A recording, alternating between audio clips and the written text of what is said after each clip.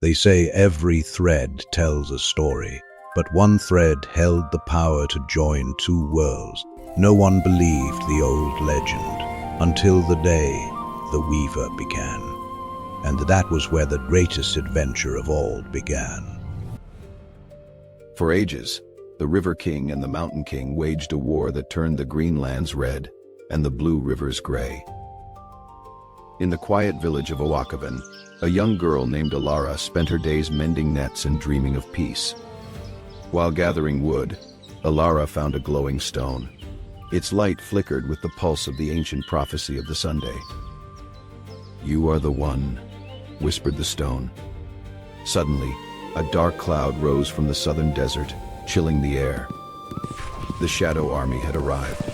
Skeletal knights on obsidian horses galloped across the sands, eyes glowing with malice. Alara knew she had to stop the kings from fighting. She rushed to the River Kingdom's sparkling marble palace. King Roran of the river was proud. He sat upon a throne of coral, refusing to listen to a village girl's warnings. "The desert is a myth," Roran scoffed. "My only enemy is the Mountain King and his stony towers." Alara traveled next to the Peak of Clouds, where King Kyle ruled with a fist as hard as granite. King Kyle's hall was carved into the mountain itself. He held a heavy hammer and laughed at the girl's prophecy. "My walls have stood for 1,000 years," Kale boomed. "No shadow can break the mountain." But the shadows did come. They swallowed the sun, and the screams of the desert reached the palace gates. King Roran's river turned to ink. His marble halls were invaded by whispers that froze the heart. Alara took her stone to the border where the two kings met in fear. "You must fight together, or fall alone." The Shadow General appeared, a towering figure of smoke and ancient hate, wielding a blade of void. King Roran lunged with his water sword, but the shadow shattered it like glass. The king fell to his knees. King Kale swung his mountain hammer, but the shadow moved like mist.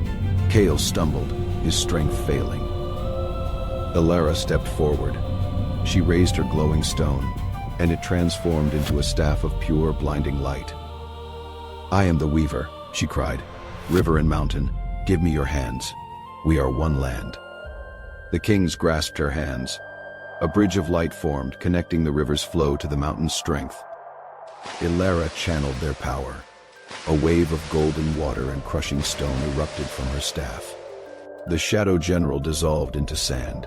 His army vanished like a bad dream at sunrise. The sun broke through the clouds, warming the valley for the first time in 100 years. The two kings stood up. They looked at each other, not with hate, but with respect. "We were fools," Roran said. "Our true strength is in our union," Kale agreed. They returned to Awaken, where the villagers cheered for the girl who saved the world. Alara did not want a crown. She returned to her cottage, but the kings visited her every spring.